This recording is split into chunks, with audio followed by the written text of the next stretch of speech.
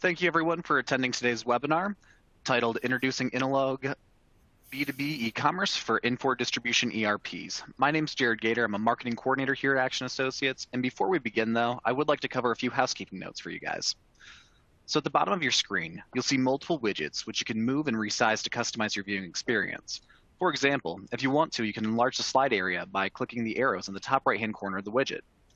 If you have any questions throughout the duration of the webcast, you can go ahead and ask those via the Q&A widget itself. We'll do our best to answer them during the webcast, but if fuller answers are needed, we'll go ahead and answer them via email later today. Please note that we do capture all questions being asked and we'll answer them. This webcast is being streamed through your computer, smartphone, or tablet, so there is no dial-in number. For the best audio quality, please make sure that your speaker or headset are on and the volume is turned up. Some networks cause the slides to advance a little bit more slowly than others. So if you're logged in via VPN, it's recommended to disconnect from that throughout the duration of the webcast. You can also try refreshing the page by pressing F5 on your keyboard if the slides are out of sync. We do encourage you to use the most current version of your browser just to ensure that you have the most optimal experience today. You can find additional answers to some of the common technical issues inside of the Help widget located at the bottom of your screen on the On24 toolbar. And just a quick reminder that this webcast is being recorded and you will be receiving a link via email later today. With all that being said, though, I would like to go ahead and introduce you to our presenters today. So we have Terry, Scott, and Brian that'll be joining us. So Terry is going to actually be from Aktion Associates. She is the National Sales Manager over here. You'll have Scott, who is going to be doing the majority of the overview, and he's going to be the SVP, so the Senior Vice President of Channel and Partners over at Unilog. And then Brian is also a Channel Partner Engagement Manager over at Unilog as well. He's going to be giving our demo near the end of the session today as well. So that's going to take about 25 to 30 minutes of the session itself. But at this point in time, I do want to go ahead and cover the agenda for today. So the agenda is going to consist of an e-commerce landscape cover. So we're going to cover that a little bit, go into the Unilog overview, talk about content management in general, talk about some of our websites examples actually that are using the Unilog platform that are Infor Distribution users like you. Then we're going to go into that demo, like I mentioned earlier, that's going to take about 25 to 30 minutes. Then save about the last 5 minutes or so for that Q&A at the end. But at this point in time, I'm going to go ahead and advance the slide and pass things over to Terry. So Terry, whenever you're ready, please feel free. Hi, thanks, Jared. Can you hear me all right? I can. All right, awesome. Well, most of the folks on this call know who Aktion is. It's always good to get an update on the company that is here and integral to support of your Infor ERPs. Today, we have about 220 employees across our multiple divisions. The group that supports you is with our supply chain group. That's about 70 folks that are supporting our customers. And we're here today to announce a new partnership with Unilog. Unilog is a way for you guys to extend your Infor ERPs into and adding your own e-commerce stores. You know, we chose them as a partner, and they chose us because they've been a front runner in this distribution space for a long time. They produce sites that are intuitive and easy to use. They're integrated with all three of the Infor ERP solutions that we work with here in support at Aktion to help make that adding sales through an e-commerce site more efficient and more profitable for you. And, you know, it's priced right for our market, and it is deployed quickly through their Unilog Go program, so you can get a quicker return on your investment. We're very excited to share their story with you if you don't yet know Unilog, and to be able to have Scott and Brian do an overview of the product today. Please reach out afterwards to our sales team to help you support your evaluation. And with that, I'm going to turn it over to Brian. All right. Thanks, Terry. Thanks, Jared. Okay. So real quick on overview, who are we? We're about 600 plus people. All right. And we have about the bulk of them are going to be offshore. We're in our development office. We're a software development and a content enrichment organization. And I'm going to get into both of those here in a lot greater detail. But our primary focus, we were born into distribution, B2B. both from the content enrichment side. When I say content enrichment, I'm talking about SKU level content enrichment. So all of the wares that you would be selling to your customer base, that's the stuff that where we got our start. And then from there, we started in on developing an e-commerce platform, the software side of our division. So we have two divisions, the software and the content enrichment. And you can see, within just that vertical, the distribution vertical, we got about 400 or so on the e-commerce side and 500 on the content subscribers, on the content enrichment. So, the beauty of all of this and where it all comes together is the fact that we do solve the two biggest things that go into any kind of enabling of an e-commerce channel, right? For those of you that have been through it, you can understand and appreciate what it takes to launch a successful e-commerce solution. It's just not something you just stand up and hope for the best. It requires a lot of work in terms of the integration to the ERP. And lastly, and probably most importantly, is getting all of that content, that those SKUs that you sell, enriched, right? So the catalogs that we support in distribution tend to be large. They can range anywhere from tens of thousands to over 1 million. So it's quite an effort to be able to get that data into some sort of format and shape where it lends itself to a pleasant user experience. Okay. All right. So just real quick on the e-commerce landscape, and then we'll get into the product itself. So I don't think I'm sharing anything that you guys probably don't already know, but before COVID, you saw people, the traffic, the websites was moving at a pretty good clip, right? You have customers that are either doing e-commerce or some form of electronic business, whether it's EDI or XML or websites, and even websites that kind of play into that with punch outs and things like that. But then the pandemic hit, and then you can start to see where that really started to minimize the people, direct person contact interaction. So there was a huge spike in the purchases online. But what that did was set the stage for growth, right? Because now people started to realize, just like, if you look at like all these meetings, I mean, working remote is no big deal anymore, right?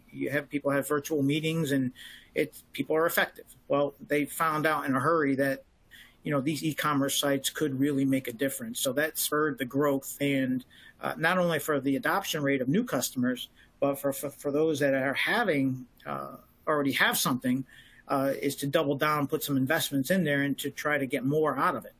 So you can start to see what that growth means there. All right.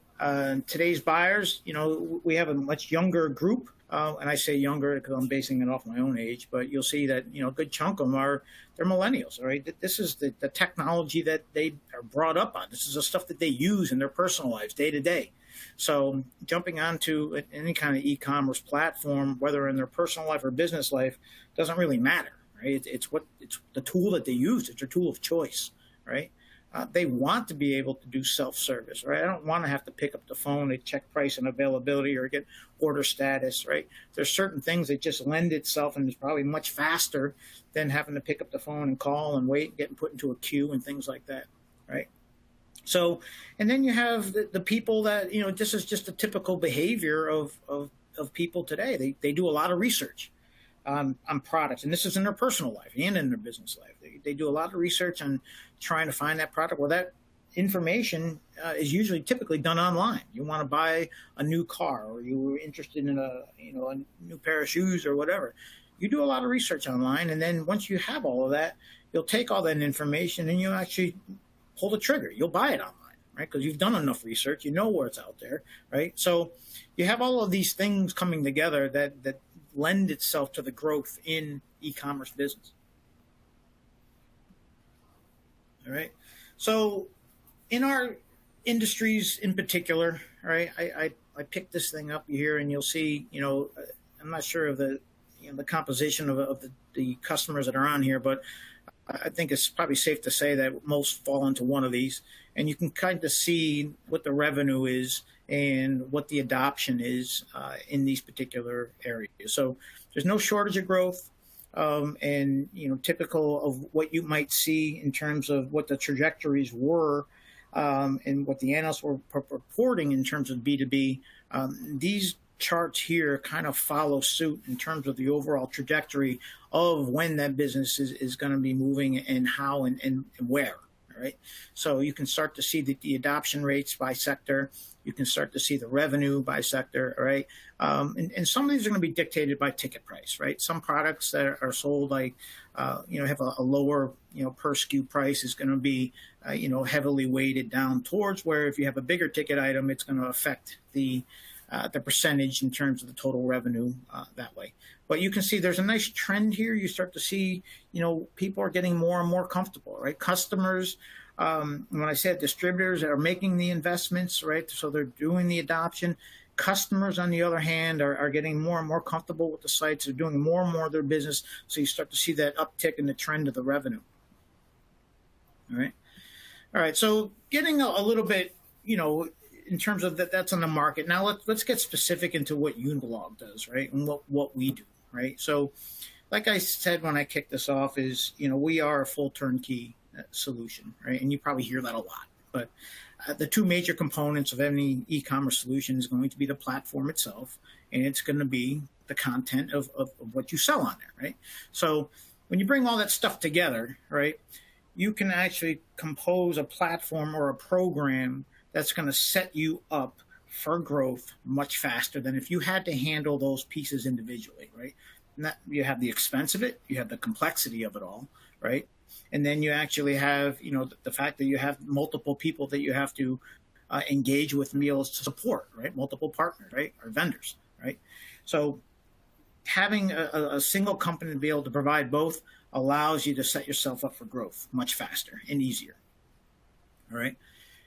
Like I said, our growth, our roots is in distribution, all right? It's what we do all day, every day, all right?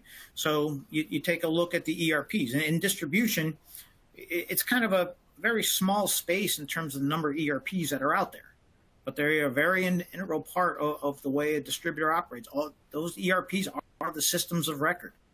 All of that transactional data is in there. All those master files are in there, such as your items, your customers, and all of that. All the pricing is done there, right? You have to leverage that stuff, right? But the group is small. It's few, right? You're going to have the leaders, Infor being absolutely, probably the larger, right? So we have all of those integrations. Certain industries, right? In distribution, you have a lot of these different industry groups out there that bring like distributors together to solve either industry-specific issues, problems, all right, or they group together and try to, compose and bring their buying power together under a co-op type of approach. So we're involved with all of those. We have these industry relations, right? And we mentioned earlier on the number of customers. And the reason those numbers are so large is, like I said, that this is all we do, right? It's just wholesale distribution B2B. All right. We talked about the integrations already. It just looks like it's a dupe. All right. So here's just a couple of use cases. I'm not going to get too deep into these. All right. You can read these yourself, and I believe we're going to wind up sending a link out to this so you can see it. Turtle and Hughes, SX.e, right? Huge growth with them, all right? Over 125% with no increase in headcount. We're going to get into what the specifics around that when we start talking about the value proposition here, right? Order processing, all of this all results in something called, total cost to serve, right? So we'll get into all that. Hill and Marks is another one, right? Now they started with nothing and they wanted to open up a new channel, and they did that, right? And what they wound up doing is they had a really smart guy over there that started to leverage his manufacturers to pay for some of this, right? So if somebody were to browse a particular, like say faucets, right? Well, if you have Delta as one of your manufacturers and you want to put a banner at the top of the page under faucets, right? Then maybe Delta should pay for that placement, right? So they were very smart about the way they did it. They got buy-in from their supply base, right, to say, hey, listen, if I'm going to be putting all this effort in to sell your products, maybe you should help out, right? And that's what they're doing. They're very successful. Cameron National, huge success story, all right? These guys are in the building products, another SX customer, right? So you take a look at those results. Again, they were coming off nothing, right? 2.5 million in online sales in the first 2 weeks. This is from a company that had nothing, right? They were averaging about 240,000 daily, right, in online sales, right? First customer came in less than a half an hour after launch, all right? And, there's reasons for this. It wasn't just pure luck, right? Cameron Ashley did a very, very good job of their go live activities, right? They got their whole sales team involved. They got their customers involved. They did a really good job of marketing this. And then when it did go live, it's like everybody was waiting for it. So the adoption rate was tremendous, right? All right, a couple others, Mark Supply, all right? Again, this is all about total cost to serve. The online channel, hands down, will be the most effective and cost-effective channel that you have, right? I mean, you don't have somebody manning the website. It's open 24/7, 365, right? It's able to provide, key of your most important transactions, such as price and availability checks, order status, right? I want to get an MSDS sheet on this or a schematic on this. So being able to get part information and be able to do research, that's all moved to a self-service model. So it reduces the average order and the order's transaction fee way down, right? Quality Mill, again, huge success here in terms of the site traffic, all right? So, and there's a result, there are reasons for this, and I'm going to get into them. So it's not just the fact that they launched a site, but they did a lot with working on the SEO. They did a lot with their content to help drive the SEO, right? And we're going to get into all of the different components of that. When you have a quality website, when you have quality content, all of that is going to have these byproducts that's going to help you attract new business. Excuse me. So just real quick here, all right? So we have the integrations into the ERPs, and that's going to be Fax, A+, SX.e, and CloudSuite Distribution, right? We have all of them done, right? We have the growth, right? This is all we do every day, right? We have the B2B experience, right? So as you're dealing with the number of customers we have in the space, your feature set is only going to be reflective of those customers in those industries that you participate in. So we have the feature set, all right, there based on the customers and the input that we get from there, right? And the other thing that's a huge differentiator for us is going to be the content enrichment. So not to rehash it, but the two major pillars is going to be the platform itself, the software side of the business, and it's going to be the product content. So on the e-commerce platform, talk about an all-in-one. We're talking about all of the major components that go into an e-commerce solution, including the modules, right? So if you look across the top of these bubbles here, right, starting from the far left, you're going to need some way to extend your item repository, your item file, right? The item file that within your SX or your Infor solution does a really good job, but let's face it, it was meant for transactional processing, right? It was meant to, be able to execute an order. It was meant to, on the procurement side, right? It was never intended to be and extend itself to be and house all of that rich data that is required that the people or an end user would expect to find when they're using a website, right? You need a means to extend that somewhere you can house and maintain that data, right? That's going to be able to fuel an online experience that's rich enough that somebody is going to be interested in using your site. So you need a PIM, right? That's part of it, of our solution. That's top stuff is all within the suite. The second bubble is what you would expect on any website, right? That's the shopping cart. That's the commerce piece, be able to check out payment gateways and things like that. The other part of it is search, right? Search is huge. I mentioned earlier that we, distributors and B2B space have very, very large catalogs. Well, it doesn't make a whole lot of sense if I have a great PIM that can house, a couple 100,000 SKUs, but when a user jumps on the website, they can't find what they're looking for, right? They're putting in search terms that they think should work, but they're coming back with a result set that's buried on the 17th page. Well, that's no use, right? They're going to stop. They're going to pick up the phone. They're going to call Johnny at the branch and say, hey, listen, that thing you sold me last month, he's going to look up his purchasing history. Yeah, send me another one of those. So the search is going to be just as important. you have the PIM that houses the data, you have the rich content that has all of the elements of that SKU. Now you need a search engine to be able to pull all of that together. So when they do the search, the results come back are meaningful. The person has to get to the item and to get to where they need to be on the site as fast as possible. Customers will always take the path of least resistance. So having a robust search engine is an absolute key part of that. CMS, also known as a content management system, right? You need some means of maintaining and managing your site. You're going to have a homepage. You're going to have static content, the about us, the history, right? Maybe a careers or a locations page, right? You're going to have theming that's going to go on, the look and the feel of your site. You're going to need some kind of utility to be able to do that. That's what content management system is, and that's all part of the suite. The content is what we talked about already. That's the enrichment piece, right? And then the last one is going to be that rich B2B feature set that we've developed over time based on the customers and the industries that we support. On the bottom layer is everything that we need to talk to, right? As you know, that experience on the top level, it doesn't end there, because all of the systems of record that are required to provide and create that online experience is all in one of those third-party systems or those other systems down below.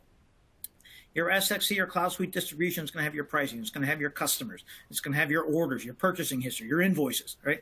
All of that stuff resides there. All of that stuff needs to be surfaced up into the web to be able to provide that experience that the customers are looking for. And we do that through an open API system, right? So right now, everything is going through REST APIs. We do have some legacy stuff out there, still leveraging SOAP. But everything latest and greatest is all using REST. So we do have there's a gateway in the middle here, middleware, that allows us to talk to all of these, whether it's an independent or whether it's an ERP or it's going to be one of the payment gateways or a tax engine or what have you. So, we talk to all of those. And then if it happens, the freight and delivery companies such as FedEx, UPS, US Postal Service, what have you. So those are also integration points that we'd have to worry. Okay, so we have all of it. So when we take a look at it, and if you're putting together an e-commerce solution, this is what you need to solve for, right? So I think it's safe to say that I think we're the only company out there that has all of this, and that content enrichment piece is the differentiator. All right, I won't get too specific here. You're going to see the demo, but we do have some very rich feature set, again, based on our customers' input. We do have an active roadmap. We publish roadmaps. We try to get releases out every quarter, all right? And all of that is based on customer input or in some of the industries that we participate in. If we see something come up on HVAC that we need to worry about, or we see it coming, right, then we have to get that onto the roadmap. We try to be a little bit ahead of our customers, right? The other part is going to be the product content, right? And for those of you that have these big catalogs, whether you have an e-commerce solution or not, you can feel it, right? You understand what this means, right? You deal with vendors, you deal with suppliers, you get price files, you get these item catalogs from there. Well, somehow you have to deal with all that, right? And sometimes the data is good, sometimes not so much, right? So I worked for 20 years for a very large industrial distributor. I know what it's like, right? So having a company that would be able to normalize that data, put it into something meaningful, get it all cleaned up so it's ready for consumption is absolutely huge. And that's just on the ERP side. Never mind the enrichment piece, adding the attributes, adding the images, adding the rich description, right? That is something that is absolutely needed to be done. And it's no small undertaking if you've been down that path, all right? So, like I said, we started off as a content enrichment company, and these are some of the brands here, and some of these you'll recognize. I mean, some of these are Infor customers, and some are just pure play content customers, Lowe's and 3M and Staples and things like that. But, we do have a fair amount of work that we've done in this space. Matter of fact, I have a slide that you'll see, based on all of this work, we do have a repository of data that we can pull from. If people need to get down to that and get some enrichment, we can give them a head start on being able to get the items that may already be enriched, okay? So I think on the left here, right, you'll see typically what you might find in ERP. Again, transactional data, right?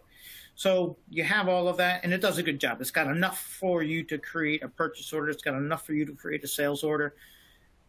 It's nowhere near good enough for an online experience. We take all of that data and we go through an enrichment, and that's that visual you'll see on the right. Okay, so in there you can see the descriptions. We got the features. You look down, you got the ability to link it to certain other items, related products, right? You got images, you got specs and diagrams and things like that. That visual right there, that is enough for a user to come in and say, yeah, that's exactly the item I'm looking for. Whereas if you just presented that stuff on the left, he's not going to have any idea if that's, unless he knows the product and the part number off really, really well, he's not going to have enough of information there to be able to make an informed decision. Whereas on the right, you can see where that's going to kind of go. All right. Not only does that rich content, help you in terms of the overall user experience, but remember what I said before, but there's going to be some side benefits to all this. Well, this is a pretty big side benefit. The fact that you have this rich content is going to improve your search engine placement. All right. Your sites get crawled every day, every night. Okay. There's crawlers out there that index. And if you have a product detail page that's got this rich content, you will place higher than somebody that does not. Right. So that is a side benefit, but it's a very important one, because as people go in there and they start to look for products, right, and do a Google search, you want to be able to come up and towards the top of that list as somebody that can supply that product. So all of this matters in terms of the way the content is structured, the way your website is structured, the way the page is structured. So if I go back to that one where I showed the split air conditioning system, this one here, right?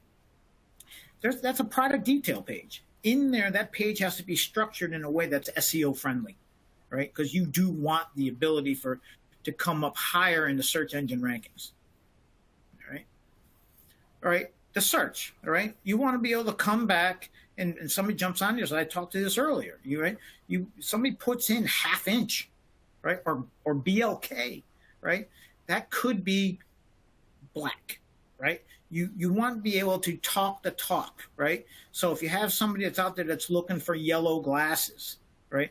Or maybe they put in yellow spectacles, right? I mean, I'm throwing that out there. But you get what I'm talking about. You need some means of saying, okay, well, he's putting in this, but it really is this, right? So you have these ways of attaching other names, or we call them synonyms, to certain products. So when they do key something into the search, they get to what they want, right? In terms of the item that they're looking for, right? So it improves your on-site user experience. That's all got to do with the rich content, right? You have all these data elements that never existed before.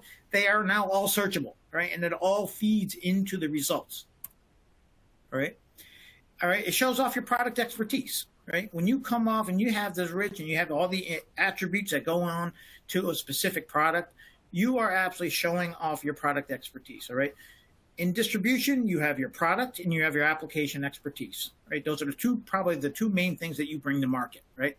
I know what you buy and I know what is going on, right? So this is a great way for you to showcase that, right? Lastly, you go through all of that and now the he's informed, the product, it matches what he's looking for, right? And then he can add the cart. So it will convert into more sales, all right? The other part of the content enrichment is much more than just the attributes, the images, descriptions, and things like that. Taxonomy or category structure, right, is also a very, very big deal, right? So having the item placed at the right level within the category helps people to navigate your catalog, right? If they're looking for a particular motor, logically, it should just flow, right? The way a person would look at it, not the way a system should think it should be categorized because it's going to be used for purchasing or something like that. But the way a person would navigate logically, saying, okay, if I'm Joe Bryan here, I'm Brian user, right? How would I navigate a catalog of 100,000 SKUs to get down to that 1/2 horsepower motor?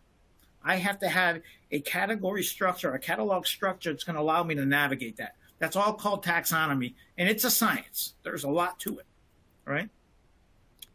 So when we go into thinking about, the whole ecosystem, the whole platform of what it is that we're talking about here, this all-in-one solution, having the content readily available is a very big step towards somebody that's getting into and wants to engage on an e-commerce solution, right?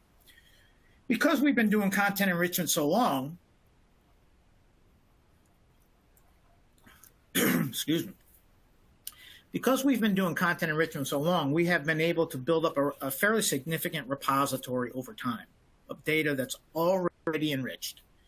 So if you happen to be into one of these verticals, right, and you have the need for an e-commerce solution, and you have about 100,000 or even more, we could take a look at that file. We could bump it up against our repository and say, you know what, of your 100,000, we match 80,000 of them are ready to go. They're already enriched, all ready to go.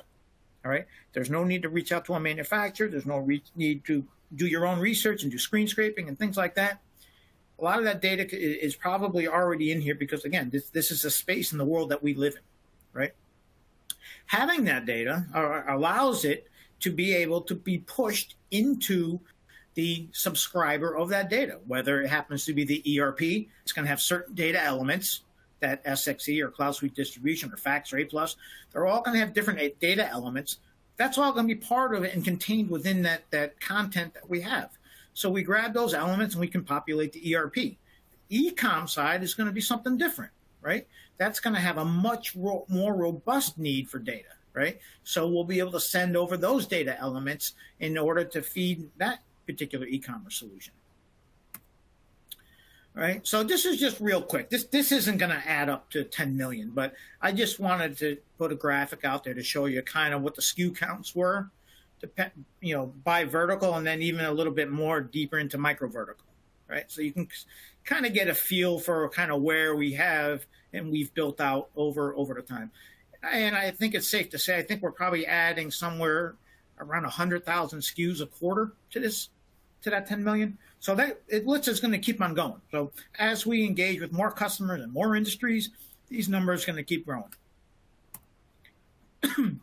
All right, so let's wrap all that up, right? Intuitive design, the content, the comprehensive search, the features that are going to be specific to your customers and your industries, that system integration that we talked about, CloudSuite Distribution, SX.e, A+, Fax, right? Mobile. The site comes responsive out of box, right? So there's no need to get a dedicated mobile app, right? It's smart enough to know what device you're on, what operating system that device is running. It'll size automatically, right? And then based on our experience, and we've done this once or twice, right? We've been able to actually put together a productized delivery process. So it's very simple for us to leverage all of that work that we've done in the past to bring up and spin up and provision a new site, get it themed, get the integration going, get the content work going, right? Get the features enabled and configured properly, and then we can start talking about, making preparations for go live.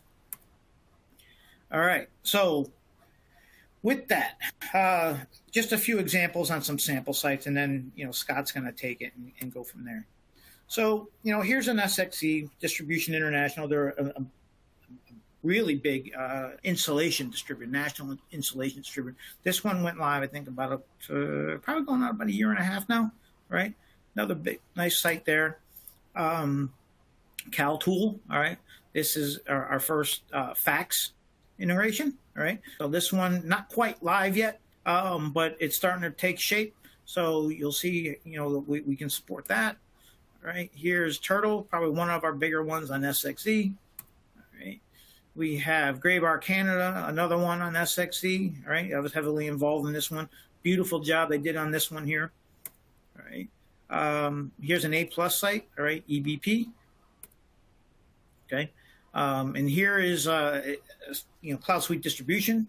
Here's an example here with Curve, okay? So with that kind of wraps up my portion. I'll leave Scott a little bit of time. Scott, all I ask is let's leave 5 or 10 minutes, if you could, for some questions at the end. Sure. So let me know you can see the site okay? Scott? Can you see the site? Yes, we can.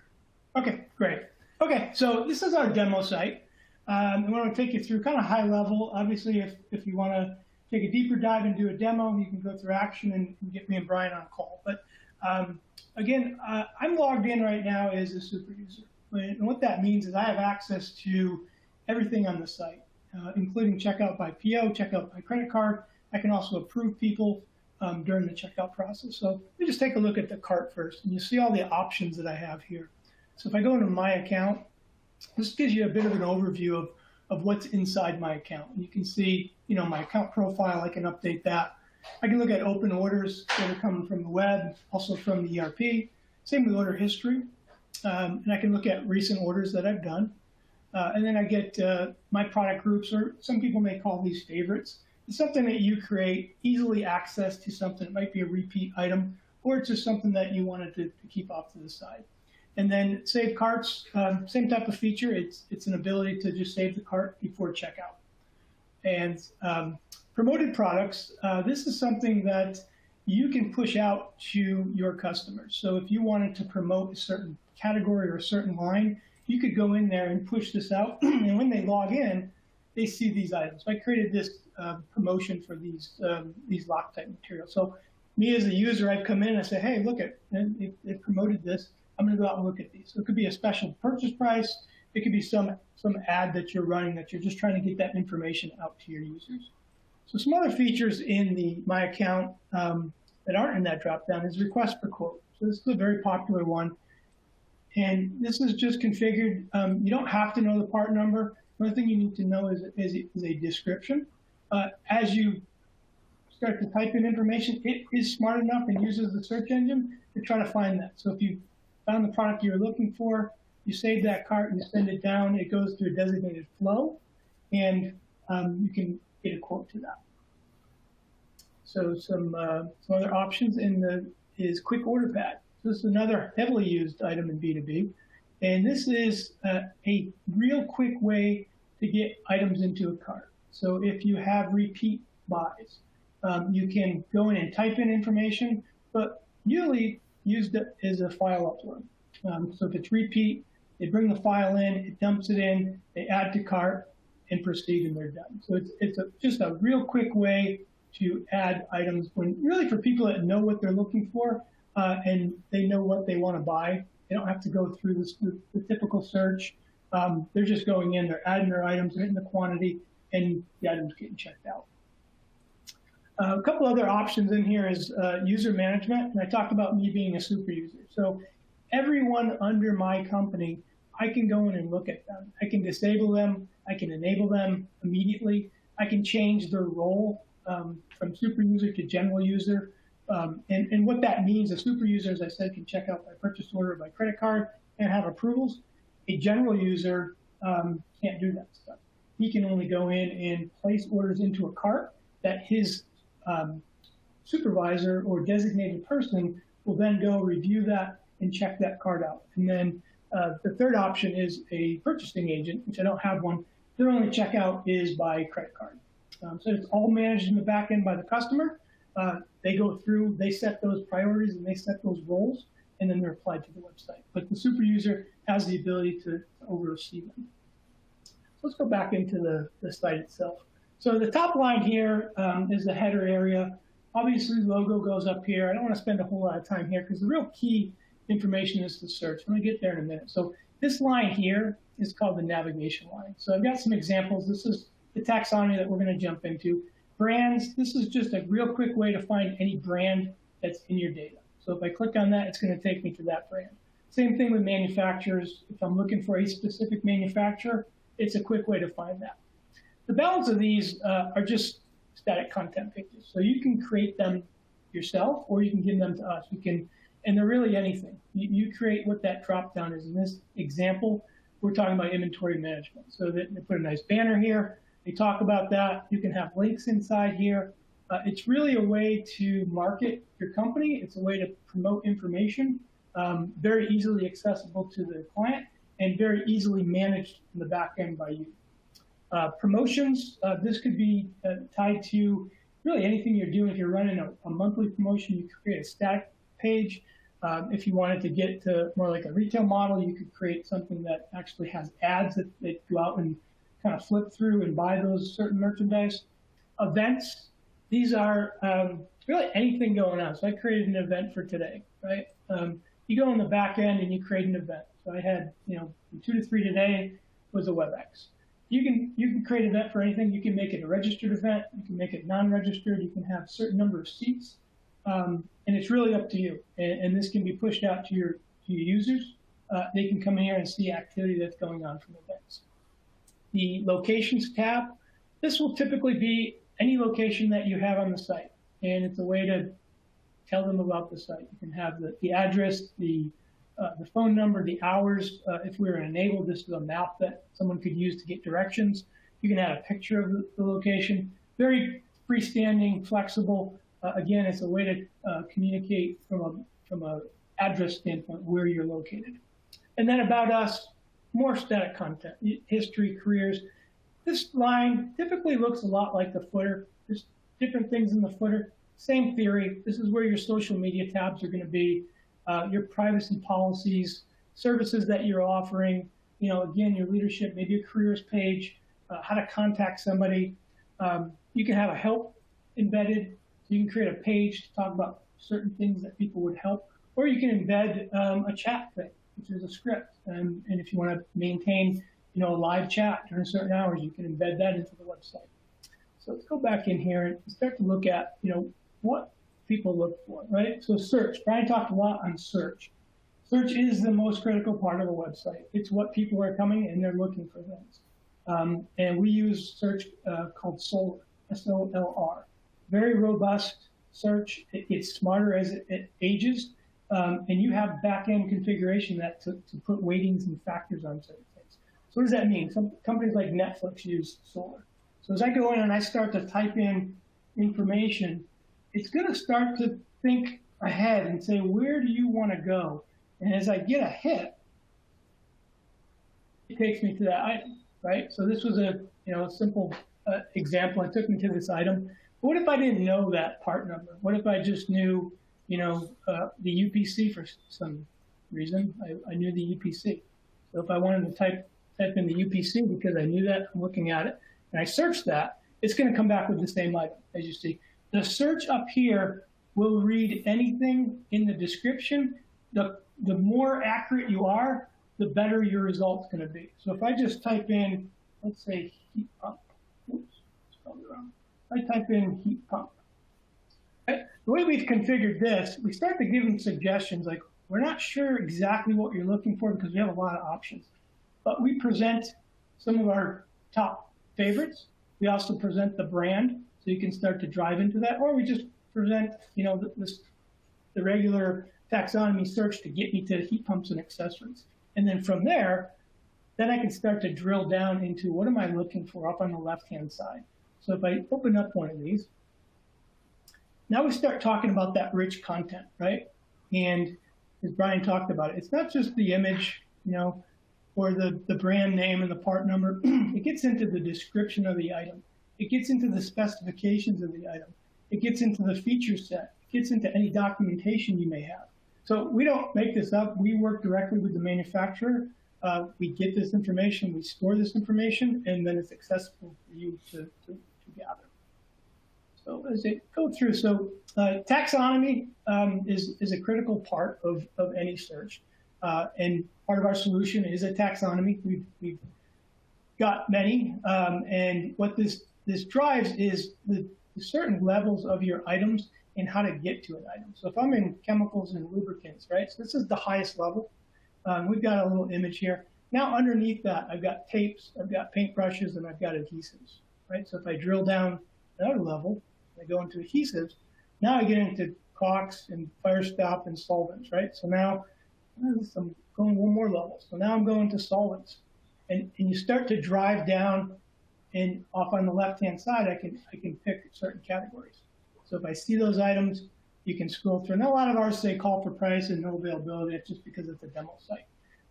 But I think you get the gist of it. It's really the way for you to navigate and find the products that you're looking for. So if I'm looking for faucets, again, I say, I want an American Standard faucet. So I'm drilling down to that. My search now is to 12 because that's how many were in there. So now I can drill down and say, hey, am I finding the one that I'm looking for?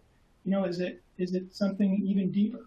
And I say, Hey, Scott, can you make sure you hit the compare feature too? Yeah, I will. So that's there. So let me go back in and I'll jump in there and hit a compare feature for you. So we'll look at a couple different faucets. So if I'm going to go into kitchen faucets, and very easily I have some that come up here. So I'm not sure. So I'm going to go through and I'm going to compare these first three because they look about what I want to purchase. And I hit compare, and all three come up. Okay, that's great, a lot of information. Well, highlight the similar stuff for me so I can see where they're the same. But probably more importantly, highlight the differences, right? Obviously price is different, the part number. So it'll get down to specifics, right? Maybe the spout height is really what I'm after because I have a certain fitting that can go in there. I can turn the highlights off, I can remove these items just away. So now I say, you know what? This is the one I want to buy. So I'm going to add this, I'm going to go ahead and add this to my cart.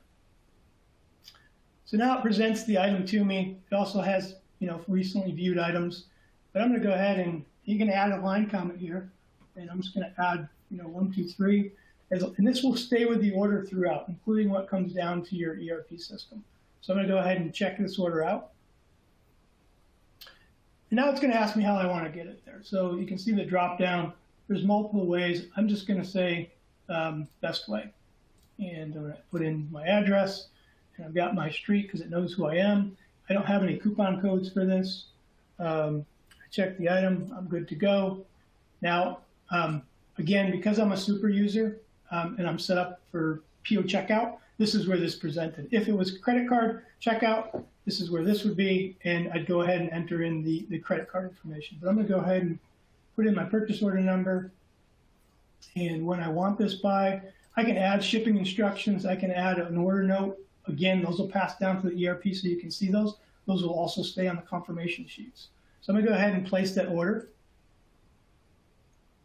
And what you'll see now is the screen pops up, confirms that the order's been sent, an email's sent to the user, and the order goes into the ERP system. And based on the integration, the order will take place from there. So let me jump back up to the top level here. Go to a product detail page, and just real quick, I just want to talk about one thing in there. And anyone? Anyone? Yeah, doesn't matter.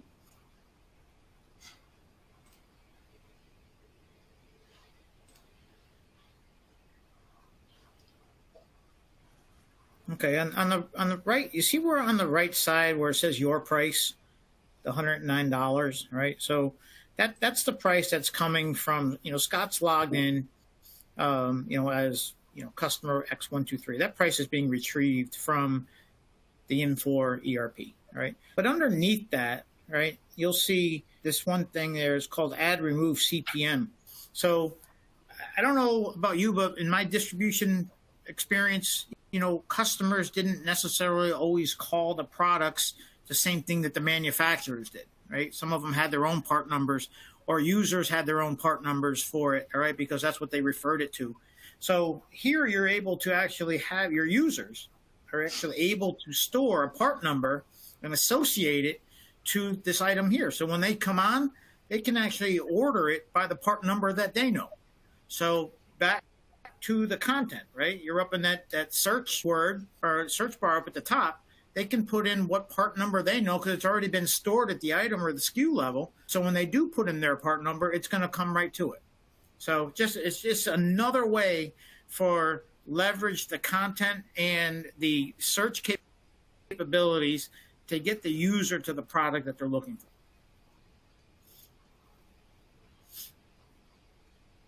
Yes.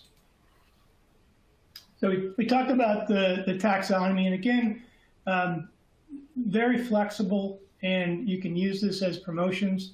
In this area, it's going directly into the product. In other areas, you can add a banner in here to kind of promote that area. I think I've got one under maybe plumbing. That you can go through and and really drive home from a marketing perspective something that you're looking for. And then at any level, you can start to drill down into the product based on the attributes off on the left-hand side.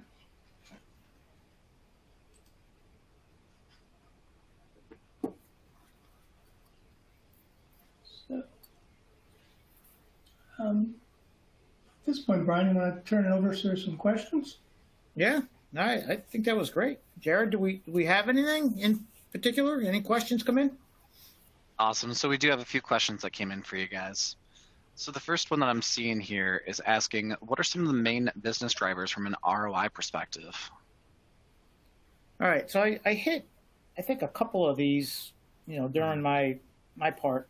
So the first and the biggest one is going to be the total cost to serve. So, just to not only acquire a customer, but to service that customer, there's a cost associated with it, right? Every time that phone rings and you have an inside sales or a customer service person that has to answer it, there's a cost associated with that. So they have to spend the time to do the price and availability search. They have to spend the time to do the order inquiry, right? Or to create an order or be able to do order status or things like that. So all of that carries a cost, right? And usually, the biggest cost on any P&L is always going to be salaries and wages. So when you start taking a look at all of the different components required to service a customer, all right, it's going to be the customer-facing aspects of it that are always going to be the highest, right? So anytime you can push some of that stuff out to a self-service model, right, that's going to have a direct impact on the effort, the manual effort, the people part, right, in order to be able to service that customer. So the total cost of service is going to be a big one. The other one is going to be the average order value. So, customers will come in and they will buy. I'll use my example from my bearing and power transmission days, where, if you have a plant that's down and the guy is going to replace a sprocket, that's great. You can sell him the sprocket all day long. But while he's got the machine apart, it'd be great if you sold him the chain and the connecting link and the lube and everything else that goes with it, right? Well, with an e-commerce site like that, you can link all of those items together. So when the guy comes on there and he's looking for that sprocket, all of those other components are all laid out there for him. You can go, you know what, I need all 5 of them. Now, all of a sudden, what went from a single item went to a 5-line item order because it's all presented right there. He clicks, add all to cart, and away you go, right? So that's going to be a big one. The other one is going to be the SEO piece, right? So, being able to have higher placement is actually going to start to drive additional revenue to your site. You will get more hits. Not to say that all of them will turn into orders, but the more traffic you get to your site ultimately will always result in some incremental business. So those are just a few of the things that I would look for if I were to start to look at it from an ROI perspective. Awesome. Thank you for that, Brian. It does look like we had another question come in for you that's asking more like Scott probably. So Scott, would you be able to show us an overview of the admin side? Sure. Let me log in and share my screen. Awesome. So let me know once you can see it, Jared. Will do. All right, we got it, Scott. Okay, so this is called the dashboard. So as part of the website, right, it needs a back end. And Brian touched on some of these when he was giving the platform overview. So this is the product information management. This is the content management. So this is where you manage your site. The site manager is where you go in and set roles on users. Site search administration is where you manage who has access to this back end. Let's look at the PIM. I'm going to log in again.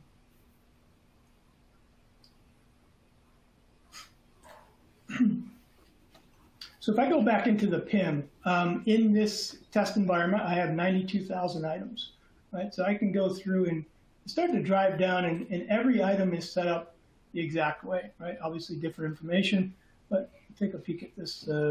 Let's go look at this, these shoes here. So you can see there's key fields that are required as part of the content, which is manufacturer, part number, and brand, right? Everything else that we start to enrich is part of that enrichment process. So we get into the descriptions. It's going to have the short description, the long description, the features. This is where images are held. This is where any videos that you may have, so links out to YouTube or homegrown videos. This is where you can go and put like items together by linking them. You can have customized pricing. This is where the attribute data is going to live. So this is where you would manage any product that you have. But if we go back into the dashboard, so that PIM, kind of think of that, there's a lot to it. It's not just product management information. This is where the taxonomy lives. If I go back into the CMS side, this is where you're going to go in through and design pages. So when I talked about, the website being very flexible, these are all part of the CMS. You can change the banners, you can make new ones, and really instantly get them up there.